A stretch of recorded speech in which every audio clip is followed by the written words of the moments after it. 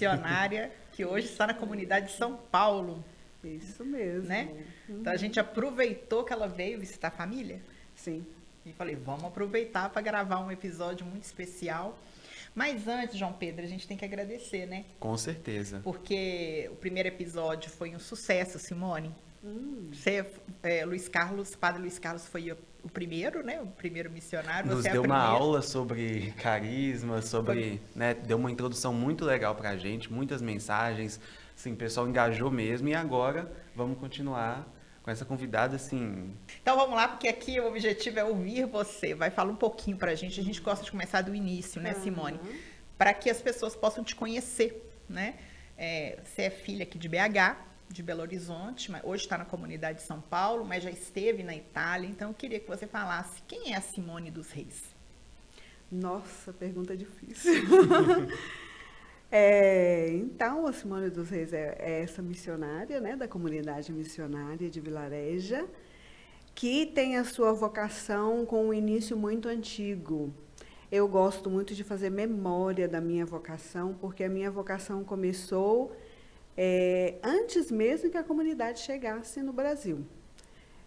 Antes que a comunidade chegasse, já tinha esse berço, né, na minha família, onde minha mãe falava, nos introduzia, falava dos missionários. E tudo isso foi alimentando na minha vida esse ponto, né, de interrogação e esse desejo, esse anseio de dar um sentido, né, para a minha vida. E assim, são tantos elementos que nem dá para trazer tudo aqui, são muitos elementos que foram se juntando, mas quando a comunidade chegou, para mim foi o encontro daquilo que eu sempre desejei, daquilo que eu sempre sonhei, daquilo que estava no meu coração e aquilo que a comunidade trazia. Eu falava, nossa, existe um lugar que responde a tudo aquilo que eu trago dentro. Então, Simone é esse ser, essa missionária, que, a partir de anseios e desejos, a de um certo momento encontrou o lugar, o espaço, a família, onde poder responder àquele projeto de Deus que já estava dentro de mim. Então, eu me vejo assim, me encontro hoje respondendo a esse projeto de Deus, a esse chamado de Deus que tem origem muito lá atrás, né? Origem mesmo na minha história, no meu caminhar de criança, de adolescente, até chegar onde eu estou hoje. Então, assim, uma pessoa em busca de Deus, porque a gente nunca para, né, de buscar esse rosto de Deus, de responder a esse chamado de Deus no dia a dia. Acho que, em síntese, pode ser isso, né? E nesse grande jardim de carismas, eu queria que você contasse pra gente o que te fez, o que te encantou no carisma da comunidade missionária, o que te puxou, que me assim. chamou. Aí antes, eu só volto um pouquinho também, porque quando você fala assim que nasce lá criança e tudo, você percebia ainda na infância, ainda já na adolescência, que se tinha um chamado? Eu acho que mais que um chamado, desde a minha infância, eu não podia ainda decifrar como chamado, mas existia uma certa sensibilidade para tudo aquilo que envolvia sofrimento dos outros. Então, eu me lembro eu nasci num ambiente, numa comunidade de favela, né, onde tudo aquilo que estava ao meu redor me chamava muita atenção. Situações de injustiça, situações de crianças que sofriam, situações de pessoas que sofriam ao meu redor. Então, isso me dava sempre um questionamento. Nossa, o que eu posso fazer para? O que eu posso fazer para mudar o sentido, dar uma resposta, né, a esse sofrimento? Então, ali atrás começaram as inquietações de um mundo que eu via sofrendo. Aos poucos, tudo isso foi se juntando, né? Porque quando a gente fala de vocação, a gente não tem uma chavinha, não. Você vai percebendo que na sua vida existem elementos que vão se compondo aos poucos, existem elementos que retornam, que se fixam na sua vida e que vai te trazendo questionamentos de um porquê, o que eu vou fazer com isso, o que eu vou fazer com essa situação, como que eu vou responder a essa situação. Aí, aos poucos, né, eu fui lendo que tudo isso que aconteceu na minha vida como vivência eram aspectos de vocação. Ótimo. Como um quebra-cabeça, né? Como um quebra-cabeça. Vai juntando as pecinhas, juntando. né? Isso mesmo. Então, a partir de que ano que você ingressa na comunidade? Foi, assim, que ano que isso começa, assim, de fato? E por que o carisma? Isso. Ah, é E por que o verdade. carisma? Porque o carisma. Porque o carisma, É. comunidade missionária, no caso. Então, aí eu entro na comunidade em 1988. A comunidade chegou em 85, em 88 eu entrei para a comunidade, né? Eu ingressei. Aí teve o processo precedente, que é aquele chamado discernimento, né? Onde a gente caminhou junto, eu caminhei junto com naquele tempo, né? Com Bia, com o Padre Henrique, e fui esclarecendo todos esses elementos, né? Fui sendo ajudada a ler esses elementos na minha vida. E aí eu fui chegando lá. O carisma, então, aí batia já muita coisa dentro do meu coração, né? Providência, porque minha mãe em casa nos introduziu falando de providência. Vida comunitária, isso me atraía demais, né? Esse fazer juntos. Então, a ideia de se anunciar juntos respondia a tudo aquilo que eu tinha dentro.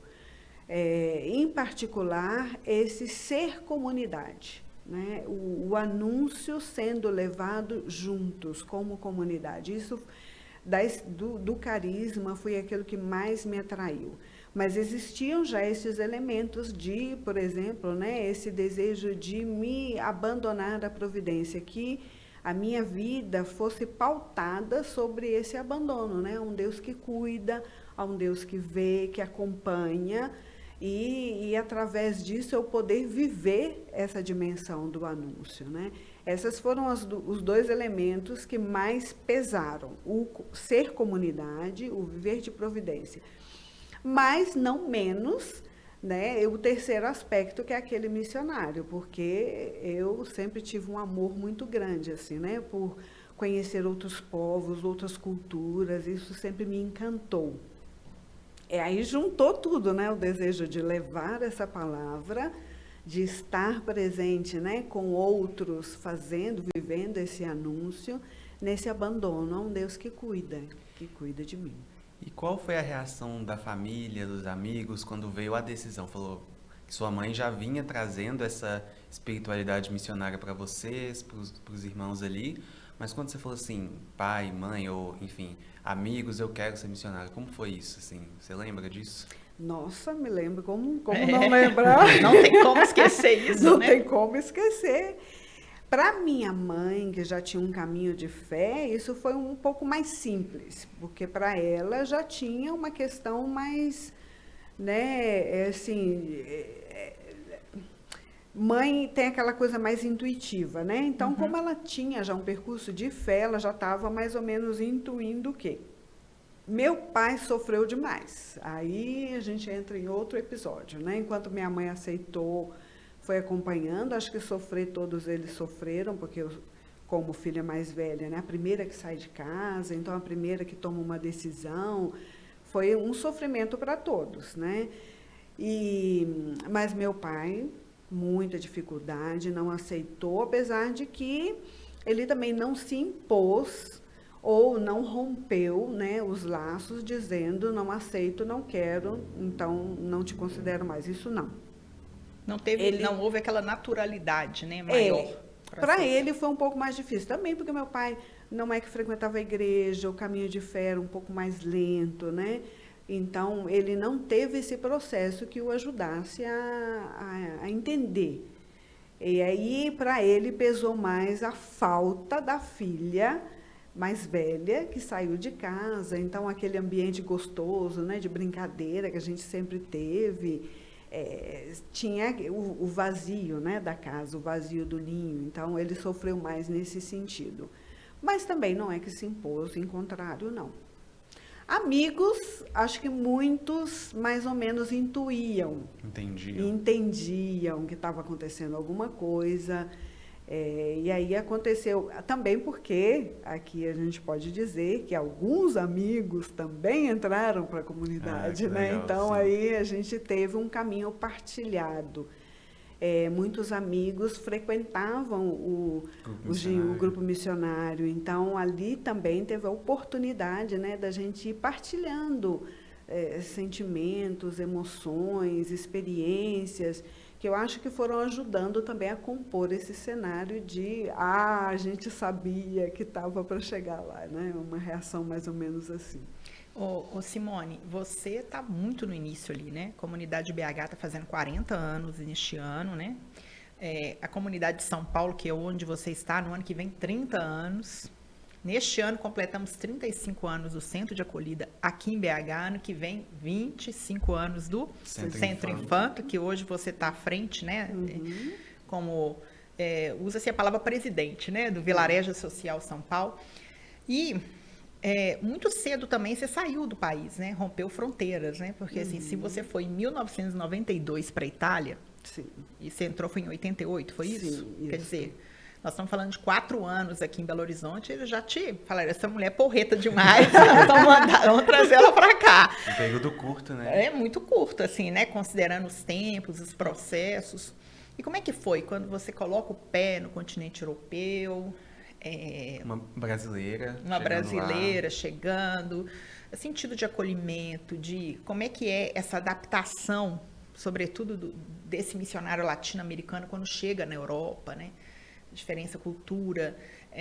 Como é que foi para você esse período de adaptação, o idioma novo, né? Tem muitos elementos aí, né? Demais. Aí, então, é outra história, né? Aqui é o lugar de contar história. É lugar de contar história. Nossa, porque depois cada coisa tem 1000 elementos dentro que compõem, né? E um detalhe, né, Simone, é gostoso, né? Porque no momento em que você conversa, você vai revivendo a sua história e é muito emocionante e prazeroso. Fazer memória. Fazer memória. Aquela memória. pergunta que você respondeu no começo, né? Quem é Simone dos Reis? Você tá tudo isso. Você está respondendo Isso. até agora. Tudo isso. Então, eu acho que eu precisaria de eu fazer uma síntese assim, né? Aí você fala brasileira, né? Que vai para a Europa. Isso. E aí a gente chega, quando pensa brasileiro que vai para a Europa, para mim, naquela época, a gente tem que pensar, né? Em 92, então, outra situação do Brasil e uma consciência que eu carregava comigo, né? Digamos assim, uma pessoa que, entre aspas, saiu de uma condição bem pobre, que, né, morou em uma favela, em situações assim que, querendo ou não, te compõem. E eu saio do Brasil com essa consciência, né? Eu vim de um lugar pobre, de uma situação de pobreza. Quando é que na minha vida eu ia ter condições de chegar, né, a viajar e ir para um outro país? Mas tá bom, eu era missionária, então ali a coisa mudava, né? Porque missionário você vai com uma outra destinação, não é turismo, né? Você vai para partilhar a vida. Então a primeira coisa que o missionário faz, que é preparar a mala, eu fiz a minha mala interior. Aí a consciência de mim, né? Então eu fiz a minha mala interior. O que é que eu levo, eu, brasileira, de um país, né, digamos assim, que sai de um país em situação de desenvolvimento, que não é, né, e vai para um país onde é uma realidade diferente, uma realidade de país rico. Aí a consciência de mim ajudou muito. Eu colocar nessa mochila a consciência de que eu ia representando pobres, situações de pobreza, que eu gostaria de ser lá essa proclamação, essa denúncia de uma situação de pobreza que existia no mundo, a consciência de que o meu povo me deu muita coisa, uma riqueza muito grande, e que eu levava comigo essa riqueza, a consciência de que eu, embora pequena, Simone, tinha uma capacidade relacional muito grande e eu podia oferecer a minha amizade. Se eu não tivesse outra coisa, mas a minha amizade eu teria para oferecer.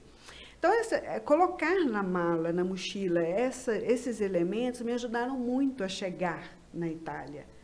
a chegar sabendo que eu ali seria voz de quem não tem voz, eu seria este olhar para todos aqueles que nunca poderiam ir, eu seria essa presença amiga, alegre, que o brasileiro sempre tem consigo, né? Essa capacidade relacional.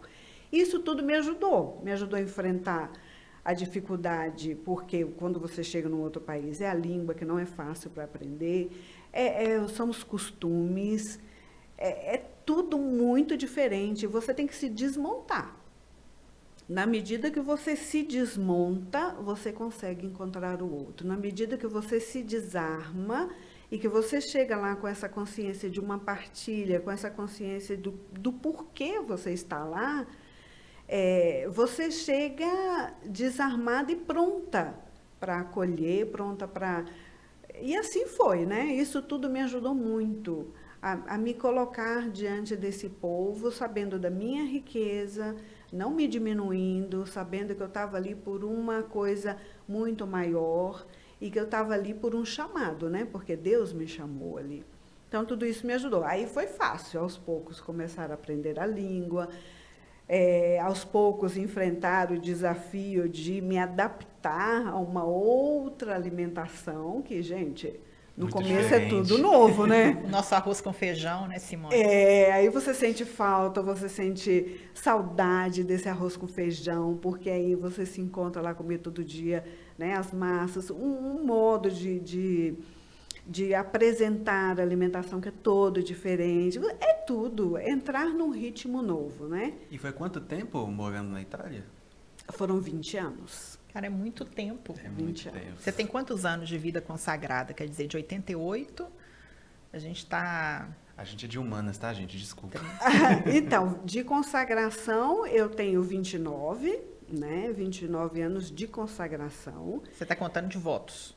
de votos. Mas do dia que você entrou, em Do 1988, é bastante tempo. De 88 aqui, são bastante anos, né? E 20 anos desse no outro continente, você acha que em algum momento, assim, aí quando você volta para o Brasil, né?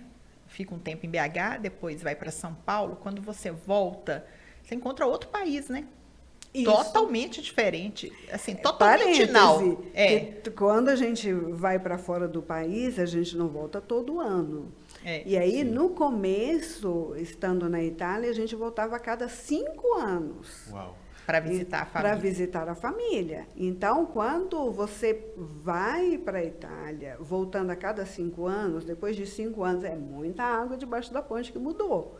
Então, eu vi a mudança da Betânia, porque quando você chega, o impacto é grande, né? E a gente está falando de um tempo no qual os meios de comunicação não tinham toda essa facilidade, né? De mandar foto, trocar mensagem. Então, você está falando de uma época na qual, para se comunicar com os pais, a gente tinha que escrever a cartinha, as cartinhas. Também, né? E assim, o telefone era algo muito difícil, muito caro. Caríssimo. Porque era o que a gente... Era o começo da internet. Né? Não. Muito Muito começo, eu tô falando assim, DDI, né? Era a taxa de DDI, que era a ligação interurbana. É caríssimo, né? Quanto que vocês conseguiriam poder ficar conversando? O mundo mudou muito, né? Isso, minha mãe, para poder fazer aquela ligação que ela fazia, ou no dia do meu aniversário, eu até me assustei a primeira vez que a minha mãe fez uma ligação para me dar os parabéns. Eu acho que era... Uma vez ela ligou no Natal, uma vez ela ligou no meu aniversário, e eu horrorizada, né? Porque eu falei, meu Deus, quanto dinheiro minha mãe está gastando para poder conversar comigo?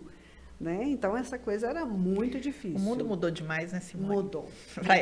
Eles não conseguem, assim, a gente brinca aqui. Eu aprendi o que é selo postal episódio passado. Cada episódio eu vou aprendendo. Ele aprendeu o que era selo das cartas. Que tinha as cartas, você tem que ir no correio, comprar o selo, tinha um selo social, né? Selo social, perdão, isso mesmo. Selo social, que era barato. E tem um outro elemento também, né? Que você falou assim, a Betânia, que é... Para quem está nos assistindo, Betânia é onde está a sede da comunidade missionária de Belo Horizonte. E quando os missionários chegam aqui, né, era uma comunidade mais de periferia, né? Tanto é que aqui na região instala-se o centro de acolhida para acolher menores, né, que eram menores que chegavam na paróquia. E aí daí surge a ideia. mas que hoje, né, Betânia virou um bairro com uma estrutura gigantesca, cresceu demais. Então, assim, a região hoje ela já não tem mais esse tom de periferia, e para que a comunidade consiga cumprir a sua missão, né, desse amor preferencial, a opção preferencial pelos pobres, muitas vezes ela tem que romper esse espaço de Betânia, né, Simone? Assim como acontece em São Paulo, né? Sim. E você terminou de falar sobre a parte da Itália, porque aí... Sim. Bem, eu acho que sim, né? Eu não sei que tem outras curiosidades, porque as coisas são porque muitas, o tempo né? passa tão rápido, e eu queria que a gente conversasse um pouco assim... De São Paulo. De São Paulo, e também, porque eu sei que você estava no inicinho do centro de acolhida. Nós vamos ter um tempo para falar de São Paulo, para você falar da realidade lá, mas eu queria que você contasse um pouco assim, que eu sei que você está bem no início. Recentemente houve um momento de reencontro dos ex-usuários do centro de acolhida, fizeram uma homenagem a você lá, dizendo que você deveria estar lá. Inclusive, vai ter no dia 6 de dezembro aqui a grande festa, você é mais do que convidada, né, para celebrar 40 anos e 35 anos. Mas contar pra gente, assim, como é que foi para você, né? Porque, de algum modo, antes de você ir para a Itália, né, você Estava tem... aqui. Para quem tinha como raiz dessa vocação, vou fazer a linha de pensamento, a observância do sofrimento humano, da desigualdade social, né, que vem de uma comunidade carente, vulnerável, e aí você percebe isso e sai para a Itália sabendo que deixou aqui plantada, que ajudou a plantar essa semente de um centro de acolhida para crianças e adolescentes. Acho que isso é uma história bonita, né? Muito bonita.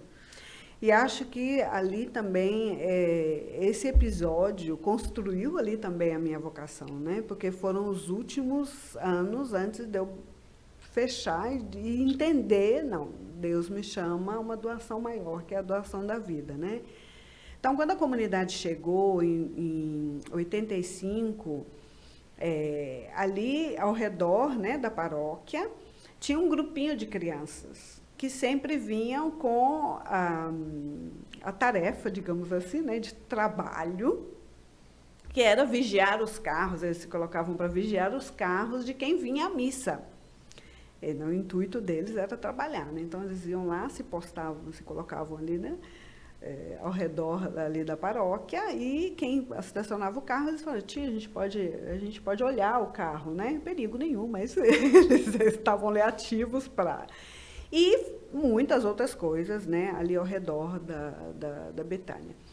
E esse grupinho de crianças, né, que começou a rodar ali, foi o grupinho inicial, com o qual a gente começou os primeiros atendimentos, que aconteceram todos no centro da paróquia, na cozinha, nas salas ali de reunião, naquele salãozinho que hoje é também um salão onde se celebra a missa.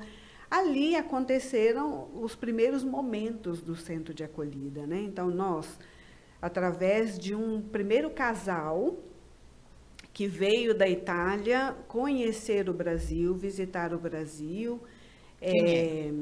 Eles são os sobrinhos do padre Roberto Favaretto, né? Eles vieram na época junto com um amigo conhecer o Brasil, e eles viram a situação dessas crianças. Essas que vinham no domingo, né, ali para olhar os carros, e outras crianças que eles foram visitar e conheceram. Eles viram a situação e falaram: nossa situação aqui é muito difícil, então a gente está disposto a pagar o salário de uma pessoa que possa começar uma atividade com essas crianças, para ver se a gente consegue tirá-las da rua. E a comunidade já tinha esse desejo, porque a comunidade já tinha acolhido, né, essa mensagem dessas crianças que estavam ali ao redor. Precisava da pessoa, a primeira pessoa que assumisse. Eu, com essas crianças, já tinha começado um pouquinho uma relação, a brincar com elas, a conversar, a conhecê-las. E aí foi que juntou, né? Eles estavam dispostos, a comunidade precisava de alguém, e aí nasceu o embrião, né, centro de acolhida, que foi esse primeiro espaço de acolhida para essas crianças. E aí o salário, né, eles pagavam o salário, e eu fui aquela que começou ali com as crianças. A comunidade me fez a proposta, E eu comecei com a cara e a coragem, porque a gente não tinha estrutura, a gente não sabia que atividade fazer, mas a gente começou com muito amor, com muito carinho. E aos poucos, né, a coisa foi construindo justamente aos poucos, de uma pessoa que pudesse ficar com essas crianças, fazer alguma atividade. Nasceram as primeiras iniciativas também de voluntariado, porque para ficar com essas crianças precisavam também de outras pessoas. Precisava de quem viesse a cozinhar, precisava de quem viesse também a dar um apoio escolar e outros tipos de apoio. Assim, aos poucos, foi começando. Né, com as primeiras pessoas que vinham, cozinhavam para a gente, a cozinha... Nós estamos falando de que ano essa época aí, quando você fala? Porque nós não estamos... Para quem está nos assistindo aqui, nós estamos falando de uma realidade que não existe ali ainda no bairro Cinquentenário, que é aquele prédio, né, a construção do centro de acolhida. Nós estamos falando lá do embrião. Isso em que ano? A gente está falando aí de 86, 87...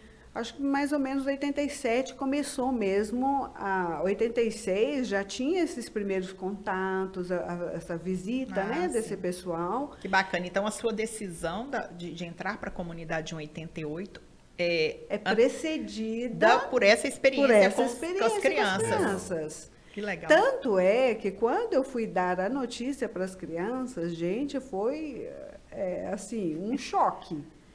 Aí, né, você perguntou a reação dos jovens, a gente não falou. Para as crianças foi um choque muito grande. Quando eu as chamei, né, e tive que dizer para elas, olha, eu interrompo aqui o meu processo, o meu caminho com vocês, porque eu vou me tornar missionária. Nós tinha criança que chorava para todo lado, criança que precisa... foi um chororô danado. Ali foi um impacto muito grande. Para eles foi um impacto doloroso, porque a gente criou laços. Sim. E com esses meninos, até alguns anos atrás, a gente conseguia ainda se ver, né? De vez em quando eu vinha fazer visita aqui no Brasil, a gente se encontrava e a gente tinha esse contato ainda, porque ficou um vínculo, ficou um laço. Agora eu perdi o contato com eles, porque depois as situações vão mudando, né? Perdi o contato com eles, mas criou esse vínculo. E aí, a partir desse trabalho com essas crianças, que me envolveu demais, e naquela época vocês pensam que, às vezes, eles vinham até na minha casa para me pegar, entre aspas, para a gente ir para ir para a paróquia, para poder começar a nossa atividade. As nossas atividades. E você fazia o que ali? Orientava talvez um dever de casa? Estavam na escola? Estavam na escola. Aí a gente começou, o embrião começou assim, a gente acompanhava justamente isso, né, as necessidades escolares, acompanhava para fazer para casa, fazíamos algumas atividades artesanais, porque tinha que ter também esse momento. Fazíamos alguns momentos de roda de conversa, né? Que hoje a gente fala roda de conversa, mas a gente fazia os nossos bate-papos. A gente sonhava como ia ser o Centro Infanto, o centro de acolhida, né? Faz parte. A gente sonhava como ia ser esse centro de acolhida, como ia ser essa estrutura, quais regras iam ter. Foi o momento dos sonhos. Eu me lembro que de vez em quando a gente sentava juntos, né?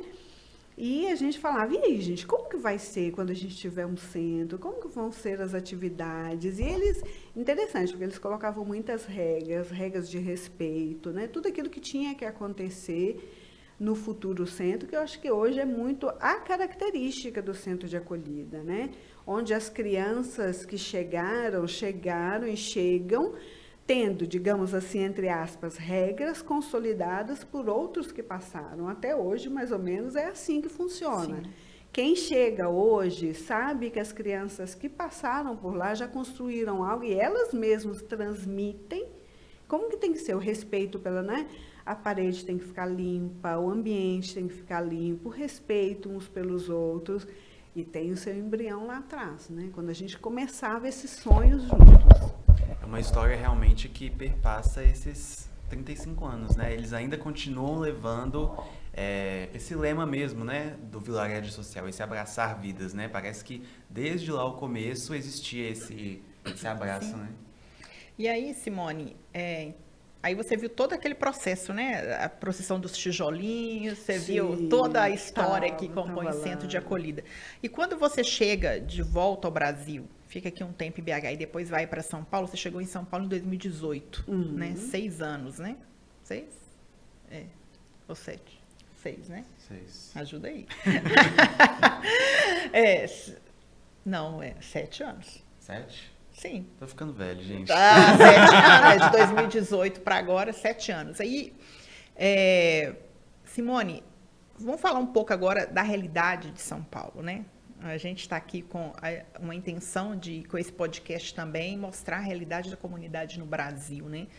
Para quem é de BH e nunca foi à comunidade de São Paulo, é difícil entender o quanto é diferente, desafiador o trabalho da comunidade em São Paulo, pelas distâncias, pela realidade de uma grande cidade, né? É muito diferente, realmente. É muito diferente. Só indo lá, parece que só se você colocar os pés lá para você entender, né?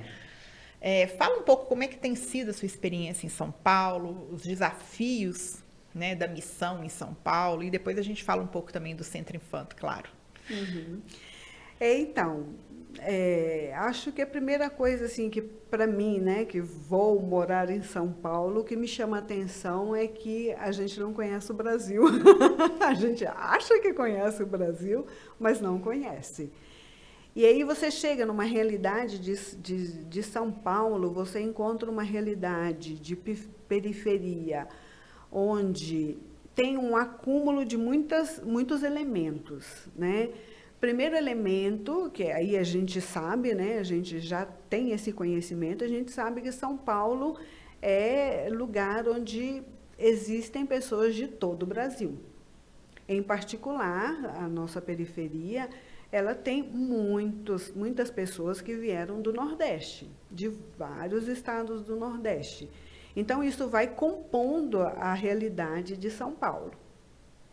E aí você encontra, né, um mundo, porque você falar com um baiano não é a mesma coisa que você falar com um do Pernambuco, com um do Sergipe, que é você falar de um do Piauí. Você está falando de situações, de culturas, de pessoas que vieram trazendo, né, a própria cultura, a própria vida, aqueles elementos, né, bem particulares. Então, você está numa realidade múltipla. A gente fala de uma periferia onde a discriminação, o racismo, ele é muito forte, ele é muito presente. Então, você está em contato o tempo todo com uma população que sofre de várias formas, né? Sofre porque ela tem que ser reconhecida na sua característica, na sua peculiaridade, que né, você não é nordestino, você nasceu na Bahia, você nasceu no Piauí, e ali você entrar nessa cultura, nesse sofrimento de quem veio de lá em busca de melhores condições de vida e hoje, né, se encontra ali a viver a própria vida. Você se encontra com pessoas que, para se deslocarem ao ambiente de trabalho, às vezes levam 2 horas e meia para, de manhã, chegar no seu ambiente de trabalho, à noite para voltar para o seu ambiente de vida, para a sua família. Então, pessoas que, naquele corre-corre louco de São Paulo, gastam a vida inteira em já pensou transporte. 5 horas por dia dentro só do transporte? Exato. São 25 horas da sua semana, se você trabalhar só de segunda a sexta. Isso. Então, que você não vê a sua família, que você não se encontra com as pessoas, né, amadas de uma forma saudável, legal. Você está falando aí também de muito racismo, de muita discriminação.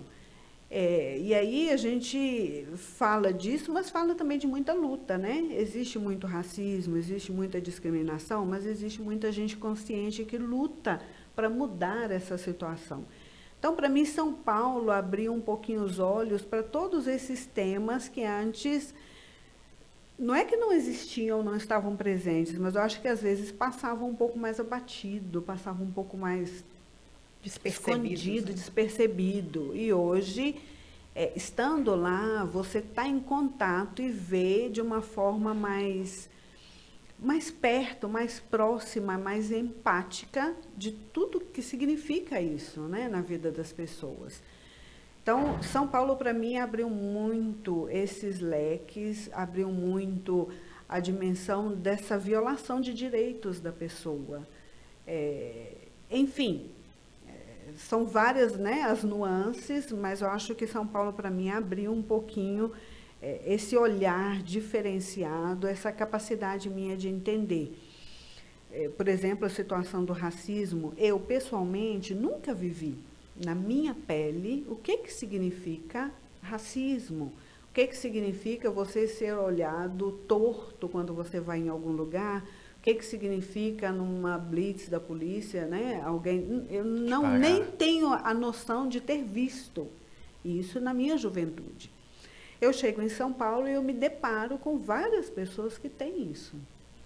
Tem essa experiência. Que tem essa experiência, mas você continua não tendo essa experiência. Continuo não tendo essa experiência.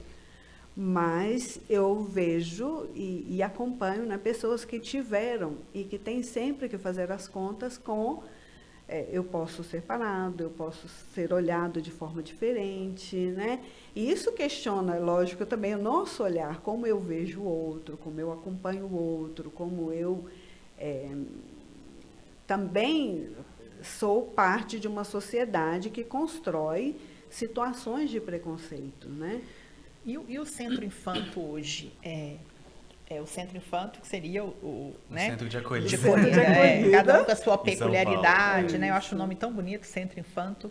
E que hoje também vive uma realidade bem parecida com a do Centro de Acolhida de Belo Horizonte, que além de acolher crianças e adolescentes, compreende que o mundo mudou, né? Então, um trabalho de acolher idosos, de acolher mulheres, né? Jovens, com várias oficinas, né, com várias atividades.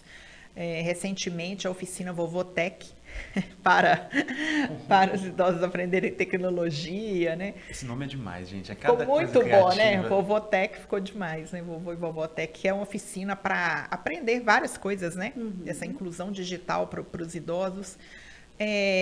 Como que é o trabalho do Centro Infanto, né? Porque é bem diferente de Belo Horizonte, até pela realidade, né? Lá a localização geográfica continua numa região mais de periferia, né? Não mudou como é o cenário aqui de Belo Horizonte, meu Deus. Fica quieto. Entendeu? O que você traz assim como essa marca do Centro Infanto? Aí a gente tem que fazer uma parêntese, né? O Centro Infanto é um dos serviços do Vilarejo Social São Paulo, isso, né? Então, o Centro Infanto é um serviço de convivência e fortalecimento de vínculos, no qual a gente atende crianças e adolescentes e trabalha com eles justamente esse fortalecimento de vínculo com as suas famílias, entre eles e com a comunidade local.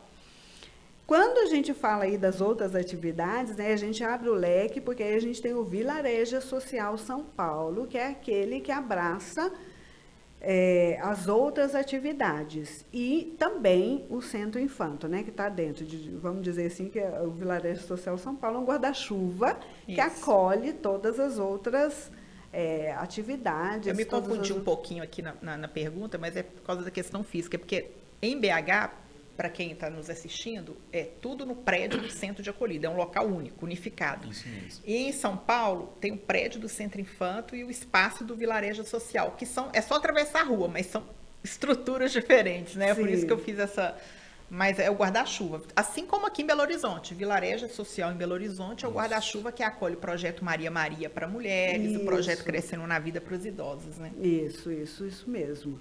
Então, a gente ali está respondendo àquelas que são situações de violação de direito, né? Onde é que tem uma violação de direito? Onde a pessoa não é acolhida na sua plenitude e a ela não é oferecida todas as possibilidades para se desenvolver, para crescer, para estar bem, né?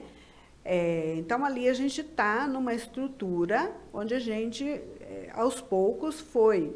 Além de perceber, né, a situação de violação de direitos que pode existir nas crianças, entre as crianças e adolescentes, a gente foi abrindo o leque justamente para olhar para a mulher que sofre, a mulher hoje que não tem possibilidades de espaços onde poder refletir sobre si mesma, sobre a sua importância, e ali descobrir que, por exemplo, né, são pistas para que ela descubra e entenda, que, por exemplo, que violação de direitos é violência doméstica.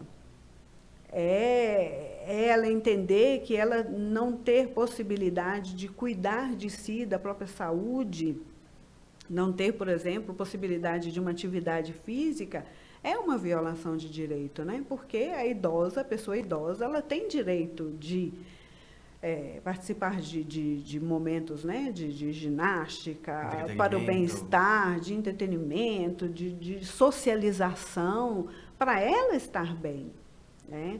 Então, ali a gente está respondendo a essas várias necessidades locais que levam a pessoa à possibilidade dela estar bem, dela construir o próprio futuro, dela ter voz ativa, né? Como um vovotec, que vai fazer com que aquela idosa, aquele idoso, ele tenha acesso a serviços, a coisas simples, que é usar um celular, né? Podendo utilizar a sua inteligência, usar a sua força de vontade, usar a sua criatividade, porque também o idoso tem criatividade, tem força de vontade para aprender coisas novas e ser autônomo, não necessitar sempre da ajuda de outros, né? E uma característica também muito bacana do Vilarejo Social São Paulo, que eu acho que você poderia trazer como esse local de cidadania efetiva, de exercício de cidadania, é a importância, Simone, da presença nos conselhos de assistência social, no Conselho Municipal da Criança e do Adolescente, né? A gente percebe que existe uma atuação muito significativa, uma presença do Vilarejo Social nesses organismos de decisão da sociedade, que não tem como fugir disso, e também parcerias com ONGs, como, por exemplo, a parceria com a famosa ONG Gerando Falcões, do projeto Asmara, e que agora acabou originando o projeto As Divas, né?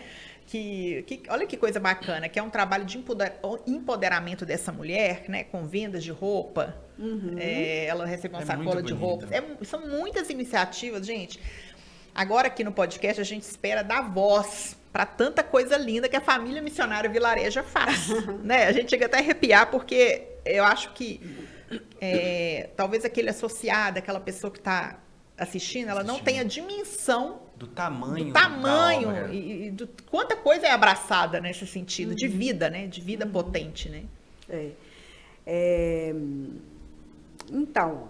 É tanta coisa. É tanta coisa que eu já me perdi na pergunta, mas não, a pergunta é falar da importância dessas parcerias, do conselho, das né? participações. Você tinha perguntado do conselho. Pois é, graças a Deus a gente está presente em vários conselhos. Nós estamos presentes no Conselho da Criança e do Adolescente, no Conselho da Pessoa Idosa. No Conselho da Pessoa Idosa, nós temos até mesmo 2 representantes nossas, senhoras, que fazem parte lá das práticas corporais. Elas estão lá dentro representando o Vilarejo Social, muito alegres, e olha o quanto é importante, além delas lutarem pelos direitos da pessoa idosa, por políticas públicas que possam responder, né, às necessidades da pessoa idosa, elas se sentem valorizadas.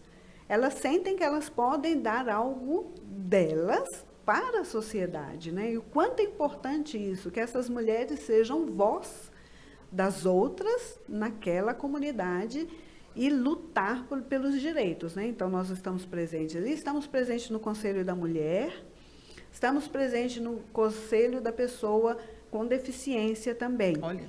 Apesar de que ainda a gente está ali nos primeiros passos, mas a gente está presente, porque é o lugar onde a gente pode lutar por políticas públicas, é o lugar onde a gente pode mostrar, né, aquilo que a nossa população é e necessita. Então, a gente está presente ali No caso, só clareando que é no município de Itapecerica da No Serra, município de da Itapecerica. Grande São Isso. Paulo. Isso mesmo. E a comunidade está ali na divisa, ali em Bugaçu. É porque fala São Paulo, né? Então, assim, ela está presente no conselho desta cidade que compõe ali a região metropolitana. Isso, né? isso mesmo, de Itapecerica da Serra. Por enquanto, a gente não está presente dentro dos conselhos de Embu-Guaçu, né, por questões mais, digamos assim, burocráticas, porque nós estamos como sede da Vilareja Social em Itapecerica da Serra. Então, Embu-Guaçu é um outro município, precisaria da gente fazer ainda outras práticas. Mas a gente está presente ali nesses conselhos, né? E aí só por trazer, né, a presença dessas duas mulheres, a gente entende a relevância da gente estar ali presente, da gente participar daquilo que o município está fazendo, daquilo que o município propõe e ser voz ativa para que o município proponha políticas públicas que vão responder às necessidades dessas várias categorias, né? Então, a gente está aí tentando... Eu já me perdi na outra pergunta. Não, a pergunta era essa mesmo. E aí, é até interessante, porque quando eu fiz a pergunta sobre a representatividade, eu estava imaginando assim, a sua representatividade, ou das gestoras, das coordenadoras ali do Centro Infanto, do Vilarejo Social. E, na verdade, você está dizendo que são participantes mesmo, né? Pessoas que utilizam os serviços do Vilarejo Social. Sim. E que hoje integram os conselhos. Então, isso ainda é um passo ainda maior, né? A tendência seria essa, né? Que a gente conseguisse colocar pessoas que frequentam, né, as atividades, estão presentes ali, que elas possam entrar, porque quem mais do que elas podem ser voz daquela categoria? Do que elas próprias, né? Do que elas próprias. Simone, você que está tão envolvida dentro da realidade de São Paulo, eu queria que você contasse uma lição que você leva no coração daquelas pessoas que você contou que teve bastante contato com elas, com a vida delas, e agora presidente do Vilarejo Social São Paulo. Uma lição que você carrega no coração dessas pessoas de lá, assim, de São Paulo. Uma lição, assim, que você aprendeu. Nossa, uma lição. São uma várias, só. Mas é uma só. Acho que é resiliência. Eu vi muitas situações, e aqui são histórias, né? Não são situações, são histórias de pessoas que tiveram muita resiliência para conseguir chegar no hoje que elas estão.